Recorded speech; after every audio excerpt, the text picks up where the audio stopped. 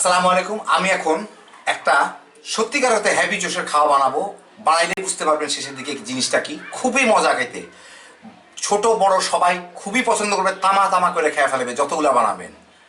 এইটা হচ্ছে আপনার বলতে পারেন ক্যাপসিকাম চিকেন পিৎজা। তো দেখেন মানে জিনিসটা দেখতেও যেমন সুন্দর, খাইতেও তেমন সুন্দর, আর বানানো খুবই সোজা। যাই হোক, মূল প্রসেসে যাওয়ার আগে একটা কথা আপনাদের বলে দিই। রুমানা আপার চ্যানেলে কয়েকদিন আগে রুমানার রান্না বান্না, যেটা আর কি সবাই তো বোধহয় চিনেন, ওখানে একটা রান্নার কন্টেস্ট হয়েছিল। অনেকে অংশগ্রহণ করছে সারা বাংলাদেশ থেকে। খুব ভালো ভালো কতগুলো রান্না হয়েছে। তো তার সমস্ত ভিডিওগুলো আজকে রিলিজ হয়েছে। আপনারা দয়া করে সেই চ্যানেলে গিয়ে দেখে নিয়ে এই রান্নাগুলো খুবই সুন্দর। অনেক আনকমন রেসিপিও আছে, কয়েকটা রান্না তো আমার অদ্ভুত মজা লাগছে। মানে পারলে তো আমি পুরোই তামা তামা খায়া শেষ করে ফেলাই, চক্ষু লজ্জার ভয়ে করতে পারি নাই। আর দেখেন রান্নাগুলো দেখেন। আর ওখানে ভোটের সিস্টেম আছে, যার রান্না আপনাদের পছন্দ সমানে তাকে ভোট দেন। যদি একটাই ভোট দিতে পারবেন, তো আশা করি আপনারা সবাই সেখানে গিয়ে দেখবেন। আমার ডেসক্রিপশন বক্সে আর উপরেও আমি দিয়ে দিচ্ছি এর লিঙ্কটা, যে কমেন্ট সেকশনে আপনি পাবেন। ওখানে গেলেই সমস্ত রান্নাগুলো দেখবেন। আশা করি আপনারা সবাই দেখবেন এবং ভোট দিবেন। তা আসেন চলে যাই আমার ক্যাপসিকাম চিকেন পিৎজা বানানোতে। হ্যাপি জোশের, খুবই মজা। যাই হোক, আমার মতো কিপটা মানুষের ক্যাপসিকাম কিনতে হয়েছে, তো বুঝে দেখেন কতখানি মজার এটা। তো সেই জন্য আমি দুইটা ক্যাপসিকাম নিছি এবং লাল ক্যাপসিকাম নিছি। বুঝছেন, দেখে আপনার জানি আমার থেকেও বেশি বুকটা ফাইটটা যাইতেছে। কিছু করার নাই, কম দাম এখন 300 টাকা মাত্র। আচ্ছা, সেই ক্যাপসিকাম থেকে আমি এগুলাকে কেটে নিব। এটুকু লাগবে, এটা ফেলবো না, এটা আমার অন্য কাজে লাগবে। ধরেন কত, এক সেন্টিমিটারের মতো করে চাক করে কেটে নিব, কি 1.5 সেন্টিমিটারের মতো হইল।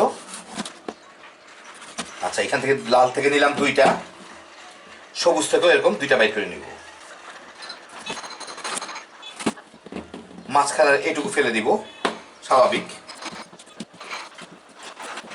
তো এখানে হয়ে গেল আমার 4 পিস। হলুদটা কিনি নাই, কারণ লালটা আমার কাছে দেখতে ভালো লাগে। হলুদটা কিনে আপনার দেখা পরে আমার খাইতে খুব একটা ভালো লাগে না, মজা লাগে না এটা দেখে। যাই হোক, এই 4 পিস দিয়ে এখন এর মাঝখানে আমার কিমার পুরটা দিতে হবে। কিমার পুরটা বানায় নিই।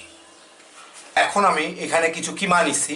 আর সত্যি কথা বলতে কিমাগুলোকে আমি একটু ভরে ভরে দেখে নিচ্ছি, যাতে একদম 4টার মধ্যে হয় আর কি, সেই অনুযায়ী। তো তার থেকে সেই পরিমাণ নিছি। এর সাথে আমার আরও কিছু মিশাইতে হবে, সেই জন্য আমি এর সাথে একটু পেঁয়াজ কুচি মিশাবো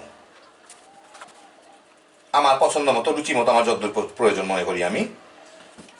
এইখানে আদা রসুন বাটা এটা মিশাবো।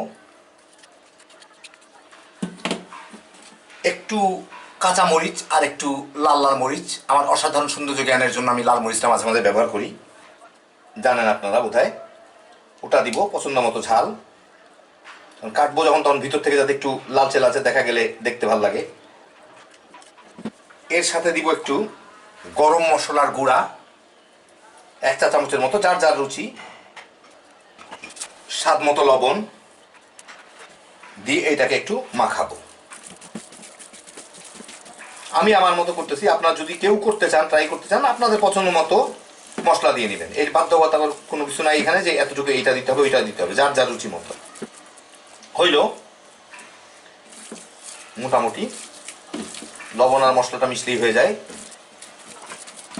আমি একটু বেশি সময় ধরে মিশাইলাম, কারণ হচ্ছে আমার আদাটা আবার ফ্রোজেন ছিল, ওটা যাতে গলে ঠিক মতো লেগে যায়। যাই হোক, এখন আমি একটা প্লেট নিয়ে তার মধ্যে ক্যাপসিকামগুলোকে বসায়। ক্যাপসিকামের সাধারণত দুইটা দিক থাকে।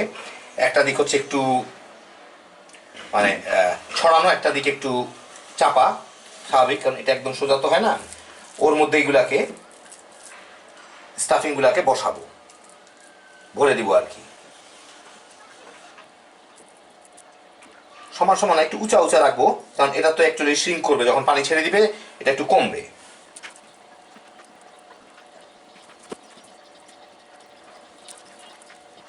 এখন ওই পাশটা একটু চেক করে দেখি সমানভাবে আসছে নাকি। হ্যাঁ, মোটামুটি চলে আসছে। একটু চাপ দিলেই হয়ে যাবে। এই যে মোটামুটি সমানতা থাকে সব দিক। আর উপর দিকটা একটু হালকা একটু উঁচা, কারণ স্বাভাবিক এটা শ্রিঙ্ক করবে, কিছু কমবে। এটা এই পাশে কম আছে, যেই পাশে কম আছে সেই পাশে আগে এই পাশ থেকেই ভরে দিব, কোনো অসুবিধা নাই। এইটা একদম টাইট ফিট আছে, চিন্তার কারণ নাই। এখন আমাকে এগুলাকে আমি ভেজে ফেলবো। তার আগে আমাকে একটু মানে আমার এখানে অ্যাভেলেবল হচ্ছে, আমার কাছে আছে মোজারেলা চিজ, ওটাই দিতে হয়। উপরে আমি চিজ ছিটাবো, সেই জন্য চিজটাকে একটু গ্রেট করে নিয়ে নিব।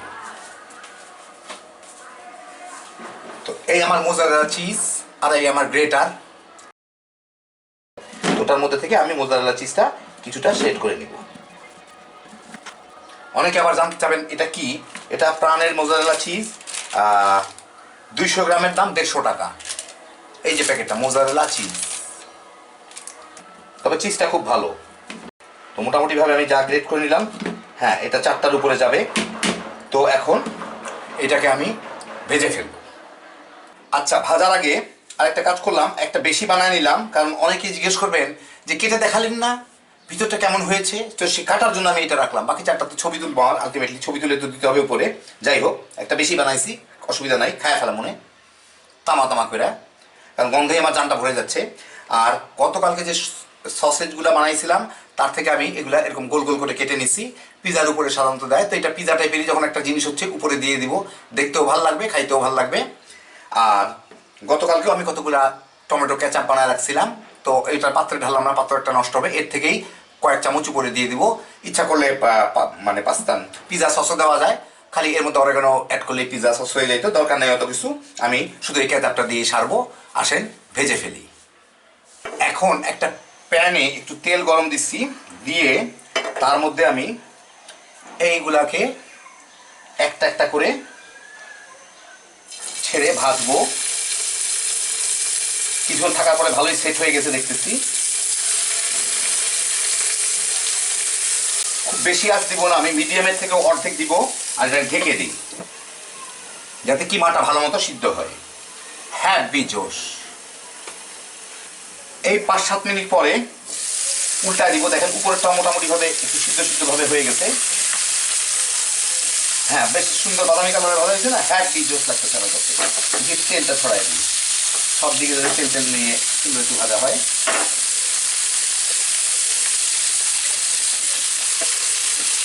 দেখেন এই পাশটাও প্রায় সিদ্ধ সিদ্ধ হয়ে গেছে, সাদা হয়ে গেছে কিমাটা। এখন আবার ঢেকে দিয়ে ওই পাশটাও বাদামি করে ভেজে নিব। 6 মিনিট পরে দেখি খুলে কি অবস্থা। এগুলাকে আবার উল্টায় দিব, দেখেন কত সুন্দর এই ওই পাশটা বাদামি হয়ে ভাজা হয়ে গেছে। প্রত্যেকটার উপরে একটু করে কেচাপ দিয়ে দিব আমি।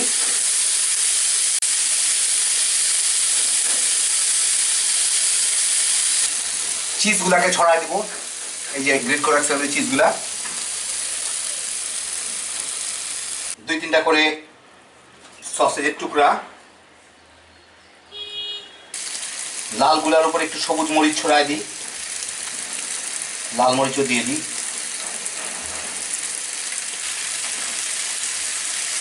দিয়ে এটাকে একটু ঢেকে দিব যাতে চিজগুলা গলে যায়।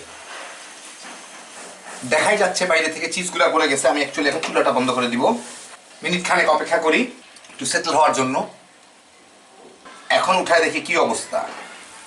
দেখেন চিজগুলো একদম গলে গেছে, হ্যাপি জোশ। একটা প্লেটের উপরে উঠাই নিই, কি সুন্দর চিজগুলো গলে গলে পড়তেছে, এবার সুতার মতো আছে। তো এই যে দেখেন হয়ে গেল। আমি এখন রোদ ছাড়া কিভাবে দেখাই, দাঁড়ান একটা কোনো কিছু দিয়ে ঢেকে আমি রোদটাকে আড়াল করে আপনাদের দেখাচ্ছি। তো এখনই বোধহয় বুঝতে পারতেছেন ওইখান থেকেই হ্যাপি জোশের একটা খানা হয়েছে। তো আমি একটু কেটে আপনাদের দেখাই অ্যাকচুয়ালি।